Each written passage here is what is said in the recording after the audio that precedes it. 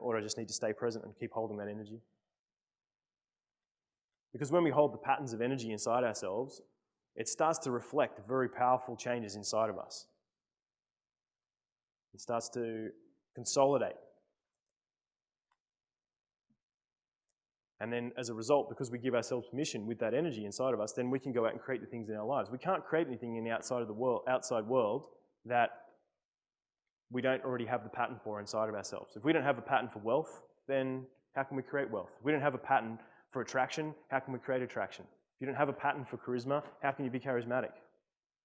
And I'm sure you guys have noticed, have you ever noticed that, like, if you've really found something that you really loved and you've done it for a continual basis, like you've thought about it and felt it and it was something, maybe it was like fitness, or maybe it was business stuff, or maybe it was some passion of some kind. And very quickly, probably within in a few weeks, people started to really see you as that person or relate to you as if you were that person. Even though you might still be an amateur, but people were like, wow, he's such a fit dude. Even though you're like, well, I've only been to the gym like a couple of dozen times, but the energy and the state and the pattern of who you are and what you're doing starts to become ingrained in who you are, and the world sees it and recognizes it. And this goes for negative stuff as well. This is why it's really important to recognize this in terms of negatives, because you can be running negative shit in your mind. I'm not enough, I don't have, I'm feeling those doubts and fears, and then that's the same energies. People see that and pick that up, and the world's going to reflect that back to you as well. So you've got to own what you're creating and build the patterns on a continual basis by asking these questions. So after you've done that, the last one is check in. Check in, where are you at with it? You don't have to do that every single moment, but you want to check in on a regular basis. Where are you at with your goal? What's the next step? Do you need to make some adjustments? What's the feedback you're getting? Are you making successful steps forward? Does something need to be adjusted? Do you need to look at your mindset? Do you need to look at a strategy? Do you need to look at skill building? Where can you do that? Can you find a mentor? Can you find information? Can you do something that can help you increase your capacity to make that goal real? And it works. That's why I'm teaching you guys this stuff. So if you follow those 7 steps, which we'll go through again. So know your outcome. Who does your creation serve? How does it feel to have it? What are the thoughts, the feelings, and the energies?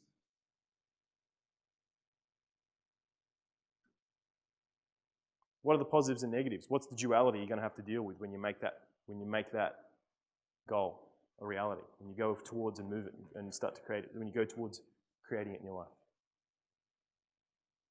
Where are you at now? And what's your next immediate step?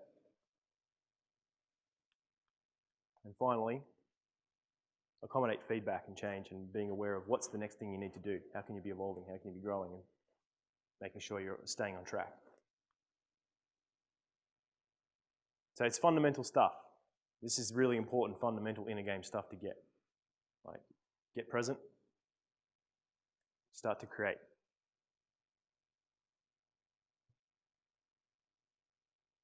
Which brings me to creative imagination. So the next thing is, like, imagination is such a powerful gift. Imagination is the key thing that we use every single day of our lives to predict and create the next steps for our lives.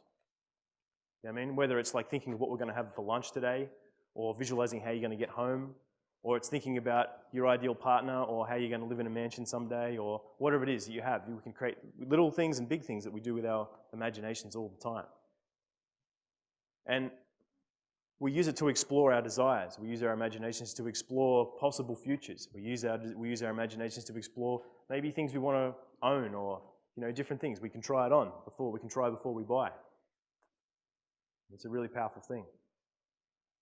The imagination can be a funny thing though, because it has 2 sides to it. The imagination has the dark side as well. If we feed our imaginations fears and doubts, images of how we could get rejected, or how we could get blown out, or fail at the thing we want to do, then we start basically cursing ourselves. We start taking our energy away from ourselves with our imagination. We're using our very creative abilities to become victims of our realities. And the same thing in terms of, obviously, if we're feeding images of what we want to be, what's the next step, how we want to create our lives. And this is training. And I mean, This is where you've got to learn how to control your mind. Presence is really good too. You learn to meditate, watch your mind, not believe in your mind's bullshit anymore, and encourage your mind to kind of create the kinds of directions and things that you really want to have in your life. And it doesn't matter whether we're coming from the positives or the negatives in our imaginations, that's going to tone our realities. Our reality is going to be a direct reflection of that. And it's about choosing, what do we want to experience? Which do you want to believe in?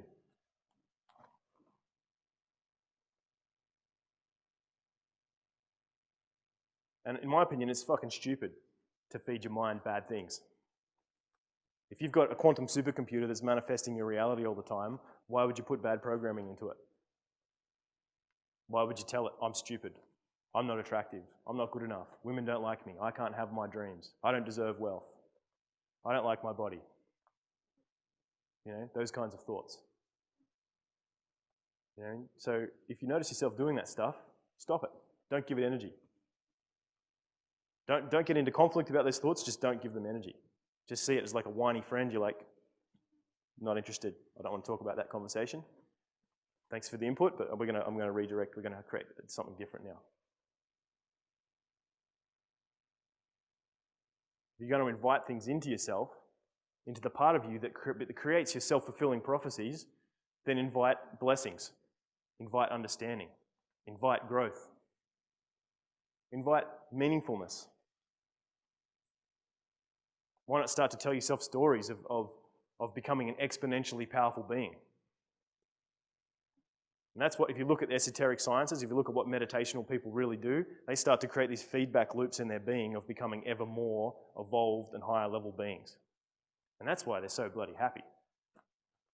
Because they're just complete in themselves, and they just keep feeding that completeness back into themselves, and they're just like, they can just get deeper and deeper into that powerful state. So what else, why would you need anything outside yourself when you're like that? Everything's a bonus from there. Then you can go out and you can have what you want in the world, and also be complete. And I think you can be out of the world and be in the world. It's a tough path, but you can be that. And I think it's a really good balance to start to create inside yourself. Have the capacity to be able to invite these things inside yourself and to see the mind as a mechanism, to see the imagination and the character of who you are, your ego, your identity, who you think you are, how you're living in the world, as basically just a character, something you're creating. Because it's changing all the time. You're not the same person you were when you were 5 years old. You're not the same person you were 10 years old. Different values, different goals, different body, different mind, different everything. You're probably not even the same person you were half an hour ago. Subtle changes, always happening. So start to realize that, and it's like the thoughts you had yesterday become the reality today. Thoughts you have today, and I would say thoughts and feelings you have today become the reality of tomorrow. So be kind to yourself. Stop being shit to yourself. You're your own best friend.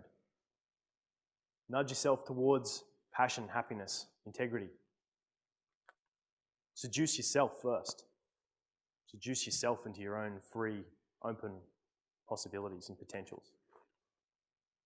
Pay ultimate respect to yourself, because you are like an amazing creative being. An amazing creative being. We take it for granted. And it's one of those things of acknowledging. When you acknowledge your creative potential, when you acknowledge your power, not from a selfish place or from an egotistical place, you just acknowledge the truth of what you are. The truth of what you are gets stronger. The truth of who you're being becomes more real. Your presence becomes more evident. So let go of images and fantasies. Let go of identities and expectations and things that aren't in harmony with the highest expectations of yourself, with your highest heart, with your highest way of being, your highest potentials and goals.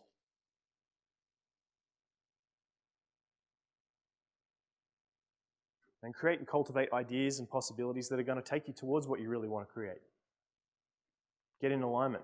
Get your head and your heart, your actions and your presence in alignment.